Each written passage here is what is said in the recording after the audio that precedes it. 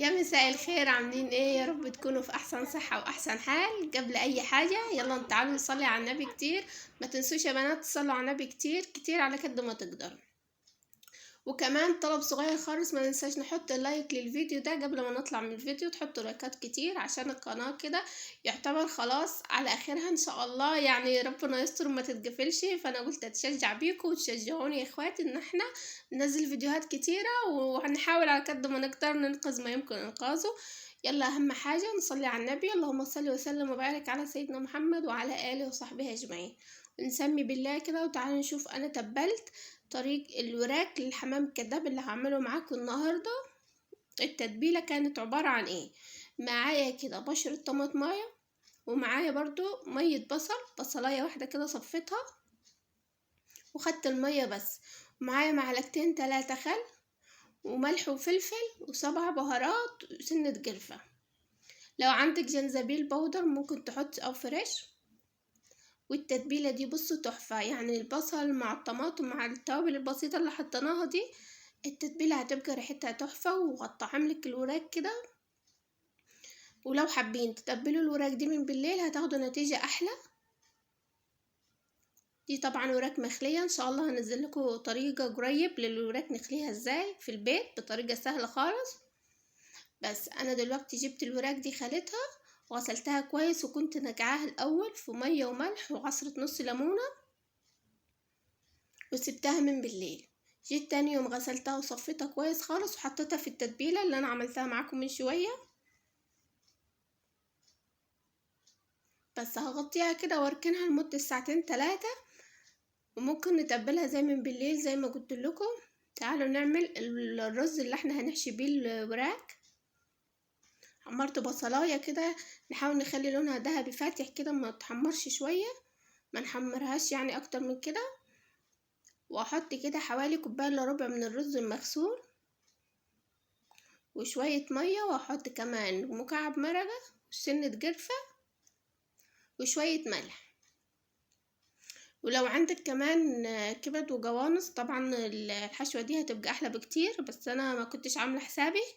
وممكن كمان لو تشيلي كام قطعة كده فراخ من الوراك نفسها، تطلعي كده نساير صغيرة، قطعيملك الرز ده برضو هتنجله كده تخليه طعم تاني خالص. لو ما عندكيش اعمليه بالطريقة اللي انا عملتها معاكم دي. تمام، اول ما يغلي هوطي عليه واسيبه يهدى. واول ما يهدى كده هجيب الفراخ، هتكون اتبلت طبعا وشربت من التتبيلة وهنحشيها. اهم حاجة عشان الحمام ده او الوراك دي ما تفكش معايا في السوا، ما نملهاش كويس، ما نملهاش يعني على الاخر خالص، لا حاجة بسيطة بس، هي مش بتاخد حشو كتير، لان الرز ده طبعا هيزيد شوية جوه في الفرن، وفي نفس الوقت عشان ما يطرشكش. ونعرف نخيطها ازاي. تمام، هنخيطها بايه بقى؟ بخلة الاسنان، او لو عندك عصاية الشيش طاووق الستيك الرفيع ده، بس بتبقى طويلة طبعا زي الخلل دي بتبقى طويلة، فاحنا هنخيط بيها كأنها بنتعامل معها كأنها عادي حاجة بنخيطها. لو ما عندكيش الخلل دي ممكن تعقمي إبرة بتاعت الخياطة ونلضمها خيط برضو عادي، ونخيطها عادي خالص، نعقمها كده نحطها في مية مغلية أو نحطها على النار. تمام، ونتعامل كده نخيطها. بس بصراحة أنا جربتها قبل كده معاكم كذا مرة، عملتها بالاسترتش رول، بس الطريقة دي اسهل وفي نفس الوقت دي صحية اكتر. يعني الاسترتش رول مع كتر استخدامه طبعا مش صحي، انما الخشب ده طبعا مش مضر ولا اي حاجة، بس اهم حاجة ما نتعفاش عليه عشان ما تتكسرش، وفي نفس الوقت ما نملهاش كويس، ما نملهاش قوي رز، فاهميني؟ بس وكده، ونحاول نظبط الدنيا ونقفلها كويس خالص وما نملهاش. بس بقى انا اول ما بحشي بسخن الفرن بتاعتي كويس خالص، لان لازم تدخل في فرن سخنة. وهشغل الكاتل برضو بتاعي اللي لازم يسخن، عشان انا محتاجة مية سخنة او اسخن مية على النار. تمام، انا كده حشيتهم. هنيجي بقى هجيب بولة واحط فيها مرقة دجاج وملح وفلفل ومعلقة من ال7 بهارات وحوالي كوبايتين من المية السخنة، لازم تكون مية مغلية كده. وهاجي كده بعد ما انا حشيت خلاص الحمام كداب بتاعي،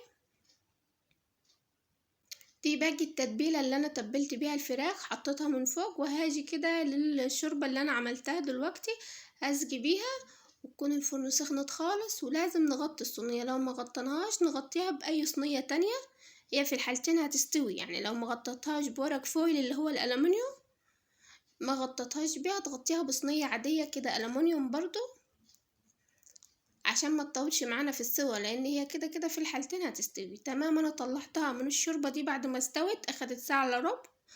حطيتها على صينية تانية بس تاخد لون، يعني هي اخدت لون بس بسيط، فانا عايزاها تتلون من الجناب وتمسك نفسها شوية. تمام، هنجيلها كده لطبق التقديم. بصوا هتطلع طرية ومستوية ودايبة خالص. بس اهو بفكركم بفكر نفسي، ما تنسوش تحطوا اللايك. تمام. بس كده هنجيلها كده لطبق التقديم. وتشتركوا في القناة، يا ريت فضلا وليس امرا يا بنات، تشتركوا في القناة وتحطوا لايكات كتير. بس كده خلاص خلصنا. شوية كده انا بقدونس على كزبرة تدي شكل حلو، ولو ان هي مش محتاجة.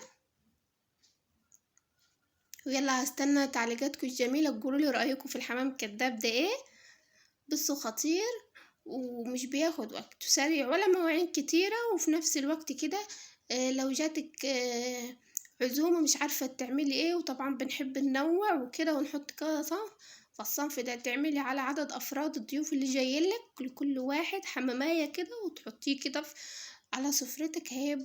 بصي هيخلي السفرة بتاعتك تحفة خالص،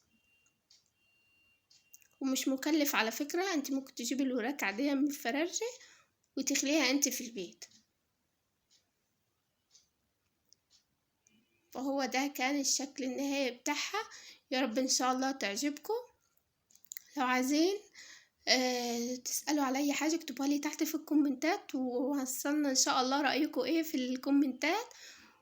وكمان حطوا اللايك. تعالوا نشوف الفراخ استوت كده ولا لا.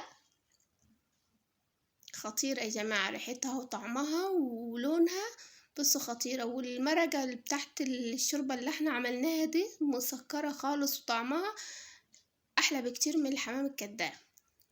ممكن تسقي بيها شوية رز او تعملي بيه حاجة. شايفين الحلاوة؟ بصوا دايبة مش مستحملة اصلا والله، وما خدتش اكتر من ساعة في الفرن، يعني هي ساعة الا ربع كانت استوت. بصوا خطيرة، لازم